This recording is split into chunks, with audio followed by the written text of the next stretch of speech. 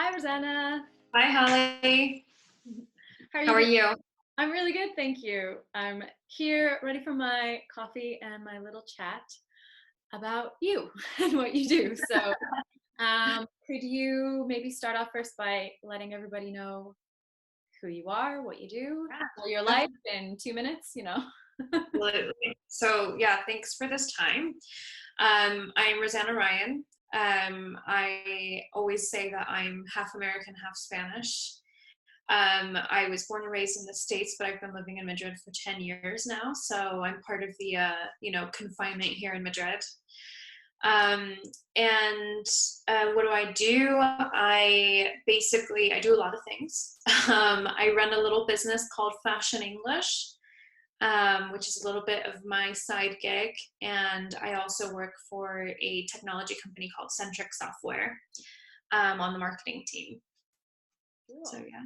And how did you end up? Can you tell us a little bit more about the fashion English? Because I think a lot of Yeah. people might hear fashion English and be like, as opposed to fashion French, like English Yeah. fashion. What is it, and how did you find your way to doing it? Yeah, so I always tell a little bit of the story of how it started, and for that I need to go back in time. But I What the heck? basically, yeah, 10 years ago. 10 years before. Exactly. It seems like such a long time, but basically, I studied fashion design at Savannah College of Art and Design. I loved fashion my whole life. My mom was a seamstress when I was a kid, and we used to like design dresses together, and she'd make them. And but anyway, when I graduated, it was like, okay, I've got my Spanish passport. I could go to Europe or I go to New York. That's fashion. It's either New York or Europe. So I decided to come to Europe. I had done an internship in New York. I've worked in London in fashion and design and retail in Madrid as well. And then I sort of started teaching English to this really well-known fashion designer here in Madrid. And I noticed that there was a lot of English terminology that was really hard to translate, or there was just no online source or book Yeah. to look up these translations for the terminology. And the designers here really struggle with that because you communicate in English just like many other industries. Fashion is really international, so it's absolutely essential. And that's kind of when the light bulb came on, and I wrote a book. It's called The Fashion English Bible. And it's a 350-page guide to basically help professionals learn more about the fashion industry, but also learn all the terminology and expressions that go into it. So it's a bilingual book. And I have it here actually, so I'll just quickly show you. I'm very proud of it. But Yeah, you should be, because over 300 pages that's no small feat. You're not talking like a little handbook. It's oh no, literally the Bible of fashion English. yeah, it was Um, 2 years of writing, wow. nonstop, really, really intense. And basically, that was published 3 years ago. Mhm. And I started getting messages from people like, hey, do you give fashion English classes? And, a lot of these people weren't in Madrid. So I thought, I need to make this digital. I need to make Yeah, this accessible to people who aren't in Madrid. yeah. So I created an online course. I just started recording myself one day and like put the course together and, found platform and all that. And I think about a year ago, I launched the course, and it was like, doing okay and everything. Mhm. Um, but with the situation that we have now, actually, it's really exploded. Because Um, everyone's so into like I mean myself included, it was like I have all this time, what do I do? And I'm suddenly looking up like maybe I'll learn a bit about astrophysics, or like whatever subjects, like yeah, online learning is now the thing. absolutely. I think also basically what happened is I think it was the first weekend the lockdown was announced, and that I think the president spoke on Friday, and then the Saturday I thought to myself, man, everybody's going to be stuck at home now. Like, it's actually the perfect time to do an online course. Cause I was thinking of like myself and doing online Yeah. courses, you know? And so I said, I'm just going to open it up for free and see what happens. Cause, you know, it was like, it was doing okay, but I also hadn't been pushing it that much because Yeah. I've been doing a master's degree. I'm busy with work. Um, and so I just like, I shared it with a couple of, you know, little influencers that I've connected with on Instagram. And they were like, yeah, this is a great idea. I'll share it with my network.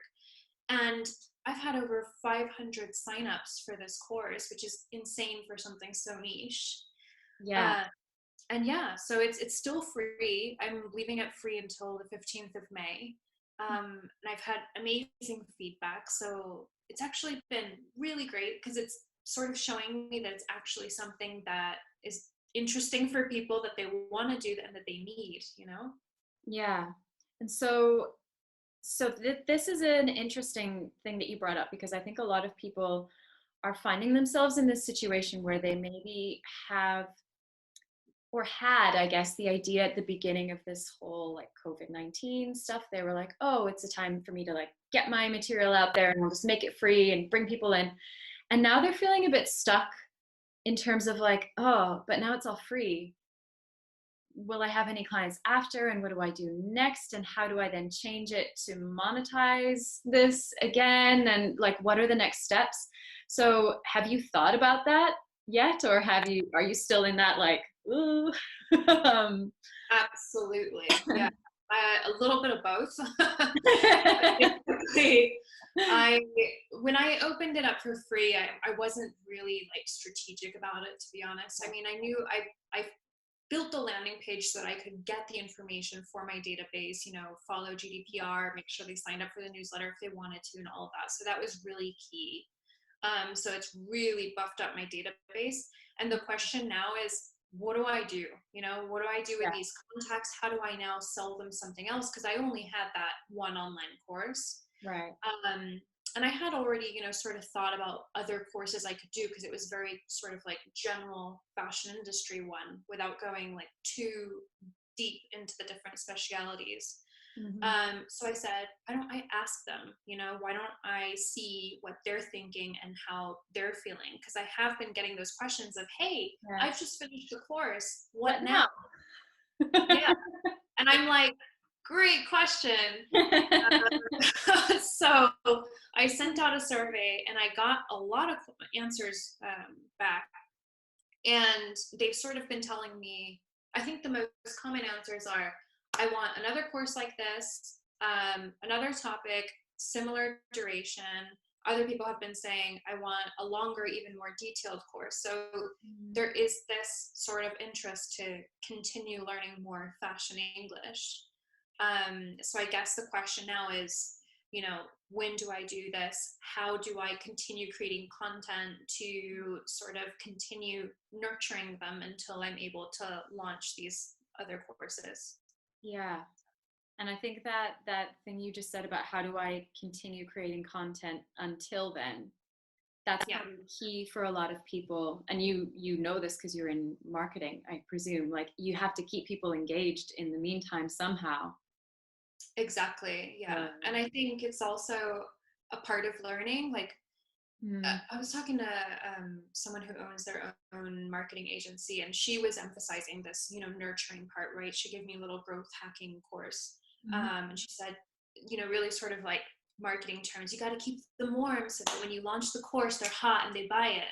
And I was like, that's great. But actually, when you think about it from an educational perspective, the important thing here is for them to continue learning as well, you Yeah. know? And like to keep that momentum, because when you start an online course and you like it and you want to continue learning, a month later if you haven't done anything, you just sort of forget about it and you stop and you lose the habit, you know. So trying to think of like different ways to send them weekly emails with maybe like, you know, a little translation list of the week, continue writing blogs because I keep a fashion blog on my website as well, just little things, maybe do Instagram live classes, like little, I don't know, 10-minute classes or something. But the good thing is there are a lot of options. It's just deciding what. Yeah. And I saw one of the things that I saw that you're doing is you've connected it to a series, like a TV Yeah. show and stuff. But I saw that on your social media as well. Yeah, so when I was only teaching English while I was writing my book, I remember my students would always ask me like, "Oh, do you have any recommendations for movies or series so I can continue learning, while I'm relaxing?" And I never really knew the answer to that. And then this series came out on Amazon Prime called Making the Cut, and I don't know if you ever saw Project Runway. Yeah. Okay, so Heidi Klum and Tim Gunn, the host of Project Runway, host this show on Okay. Amazon Prime. And it's actually really great. I loved it. And when I started watching it, I thought, oh man, why don't I turn this into a class for everyone so that they, most of my students are fashion designers. Mhm. So I've been publishing one article per episode to recap like the 10 vocabulary words or expressions that were said in the episode. And it's been good. There have been students writing to me like, "Hey, when's the next one coming out? Because you're running behind here." And I'm like, "It's coming, it's coming." Stop binging. Let me catch up. Amazon Prime kind of tricked me because I thought it would be a typical like one episode per Friday, and it ended up being 2 episodes per Friday. So I'm playing catch up. Oh, Yeah, just about finished. it's such a clever idea, and I hope that people watching this, go and check out your website and send it to anyone you know involved in fashion, whether or not they're Spanish or English. I just think it's a really cool thing that you've built and that people should go and see it, but especially if they're Spanish and they're learning, vocabulary about fashion.